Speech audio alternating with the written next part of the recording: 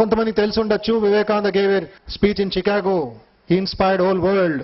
అయితే 99% మందికి ఈ యొక్క సంఘటన తెలీదు.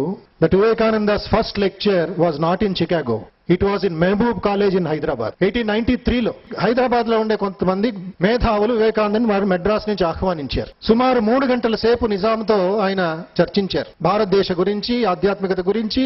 నిజాంకి ఆశ్చర్యమైంది, ఇలాంటి ఒక మహనీయుడితో చర్చించడం నాకు సౌభాగ్యమని. అప్పుడు నిజాం గారు అన్నారంట, ఈ in you I find something excellent, something extraordinary. తర్వాత లోకల్ మహబూబ్ కాలేజ్ లో ఎందుకు నేను అమెరికాకి వెళ్ళదలుచుకుంటున్నాను, my mission to the west అనే ఉపన్యాసం మొట్టమొదటిసారి ఆయన జీవితంలోనే సుమారు 1000 మంది విద్యార్థులకి మహబూబ్ కాలేజ్ లో ఇచ్చారు ఆయన. అక్కడి నుంచి మళ్ళా మెడ్రాస్ వెళ్ళిపోయారు ఆయన. మెడ్రాస్ వాళ్ళు అడిగారు, హైదరాబాద్ లో ఏం చేశారు మీరు అని. వివేకానంద వారు తమాషగా అన్నారంట, I tested my oratorical skills in Hyderabad. వాళ్ళు అప్రిషియేట్ చేస్తే హోల్ వరల్డ్ అప్రిషియేట్ చేసినట్లు అని మనం కామెంటరీ ఇచ్చుకోవచ్చు.